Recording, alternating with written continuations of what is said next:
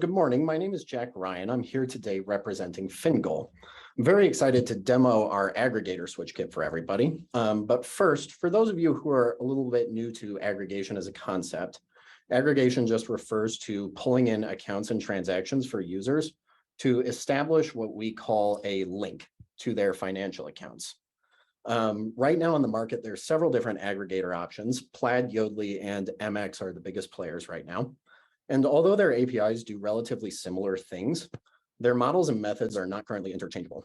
Being that that's the case, switching aggregators to a better solution can take months of time and put a company's entire product roadmap at risk, or at least it did. Today, I'm going to walk through a code base that we have pulled up right now, and we're going to swap out an existing Plaid link for a new Link Money link in just a couple minutes. So let's get started. First and foremost, I've got three windows open here today. One is going to be the code window that we're going to be editing in. The second is our quick start guide documentation, which is part of the switch kit. And the third is just a browser window that shows the application that we're building from the code. Now, right now, if you're looking at the browser window, you can see that it is configured with a currently running Plaid link. And for purposes of time today, I'm not going to run through the Plaid link per se. But suffice it to say, I can come in here, plug in my Wells Fargo credentials. It's going to pull in my accounts and transactions. And once it's successfully done that, it's going to automatically redirect over to a success page, which is a very simple loadout of some of the account data and some of the transaction data that drops in from that link. Right, so without further ado, I'm going to jump into the code. So what we have running here is a basic Nuxt repository. This Nuxt repository is currently coded for Plaid. We're going to be working out of a couple different files. Any file with a prefix view is going to be running on the front end. Any file with a suffix of JS is going to be running on the back end. And I'm going to start in the back end. So if I open up my quick start guide here and I take a look at step one for the switch, we have a generate a user specific access token in here. So what I can do actually is simply copy the code out of this quick start guide and plug it directly into the application that I'm running. So let me go ahead and do that. And we've already got a controller wrapper drummed up down here. Now I need to make a couple quick changes to make sure that it operates as a controller. But while I'm doing that, you'll note that it is coded for both an item ID and a user ID. This is because during the flow for both Plaid and Link Money, we're going to need both the item ID and the user ID at different stages to authenticate with a Plaid or a Plaid-like API. So once I get that in there, I've made all of the changes that I need to make to this index.js file. I can actually just close that down now. And that's going to drop us onto the index page. So the index page is what we're seeing when we load this up right now. It's just loading up that Plaid link. So because we're going to be switching over to Link Money, the second thing I'm going to do is I'm just going to real quick remove all reference to that Plaid link handler. So I'm just going to go through here, pulling out everything that we don't need. We still want to be able to generate an auth token, but we're not going to go to Plaid for it. I'm going to take out the handler right here. And then we still want to have that auth token, like I say. So I'm just going to refactor this so that we're running that generate token method that's down here to grab a new token. Now, all I need to do at this point to authenticate with the Link Money controller that we just made over in index.js is I just need to plug in a little block of code that's going to consume that API route. So all we're doing here is creating, oh, that's actually the deletion code. Let me grab the insertion code. All we're doing here is grabbing the Link Money user as a token to load up the Link Money portal. And the Link Money user can be coded to any UID we want. We're not picky about what it is. It's any string. So today we're going to use switchkit user 9. And now at this point, we have what we need to authorize and open up the portal. So if I come back into my quick start documentation, I can see that step 2 is to open the portal. I've got a couple different options that I can choose from here for how to do that. Today, we're going to be using the open up a new page and include a redirect URL to direct us back to this application. So let me go ahead and plug that in down here. We've got our URL. The first thing that I want to do here is use our JSON web token rather than the boilerplate token so that we can actually authenticate with the gateway URI correctly. The second thing I want to do is I just want to include the URL for the success page that we saw earlier. This is where we want the link to deposit us. Now, having done that, I have swapped out the plaid link on the front side and hopefully passed it the authorizations that it needs. So let's go ahead and link an account. And so you can see here, this is the Link Money portal. It looks much the same as our FinGoal portal. I can come into here and select the same accounts that I otherwise would. Now I'm going to authenticate with these accounts. So let me move this over here. You should be able to see my Wells Fargo login screen. We're going through open banking today, which means that I can authenticate directly with my banking app, which is awfully nice to be able to just have everything plugged in.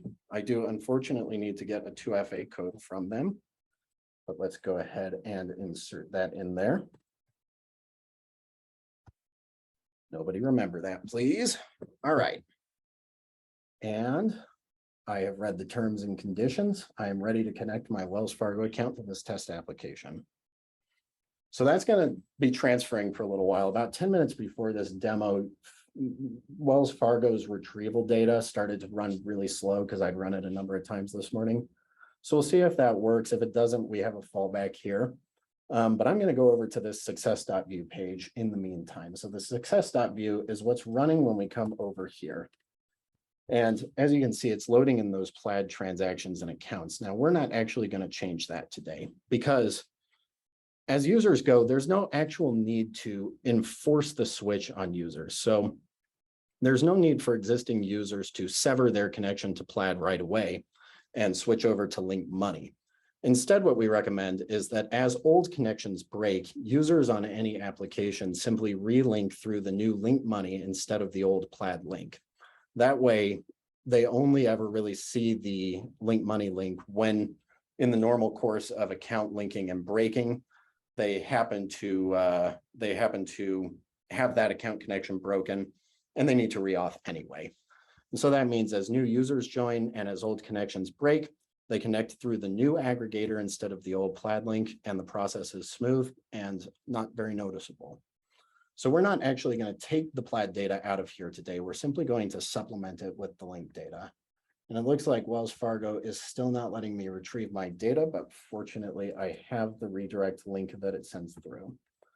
So when the portal exits, it exits with a series of events, and these events are callback data that is crucial for plaid developers and for Link Money developers to grab the data about the aggregated accounts they need.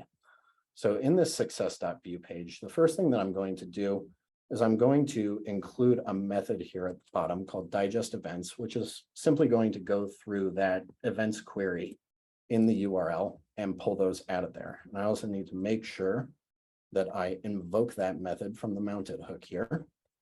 So let's go ahead and pop that in there. And so you can see just like that, simply by digesting that event string without doing any operations on the data whatsoever, the data from Link Money, the 3 accounts have dropped in addition to the already linked plaid accounts. Didn't have to change any templating on it. All of the typing is exactly the same. All the fields are exactly the same. In every respect, this application only really needs to consume the data from a new endpoint without really needing to worry about mutating it or adapting it in any way. So now what we're going to do is we're going to do the exact same thing for transactions. And the first thing I need to remember is that we need to generate that token. Earlier, I said that we do need the item ID on the token generation. This is where that comes in handy. So now if we're looking to integrate with Plaid's backend, where Plaid's front end for the portal does take a user ID to load the portal, Plaid's backend requires the item ID, which simply refers to this collection of accounts right here that have come off a single link. And so Link Money requires that we do the same thing. So I have to get that item specific token to access any data regarding these 3 linked accounts. Now here, I'm just going to add a get transactions call. I'm going to populate that with this code. And I apologize for the messy formatting, but the gist here, if you've worked with Plaid's APIs in any capacity, this is going to look very familiar. We're using Moment as a library to create a 30-day bracket for the transaction pull. We have both a start date and an end date, as well as some options for the number of transactions we want to receive. When we go to the Link Money API, and today we're going to be accessing the production API, We access an endpoint that is called /transactions/get. That is the same endpoint that you will see in Plaid when you run this route. And now the last thing that I need to do is I need to make sure I'm getting transactions for every single one of the accounts that's coming back in that events array. And I need to make sure that I call it in my mounted hook up here so that we actually have those load to the page. Now let me go ahead and give this a quick refresh.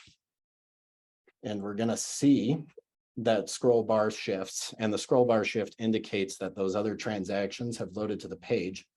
That is the only way I know they've loaded, because in every respect, they look exactly the same as the preloaded Plaid transactions. The amount num is formatted the same.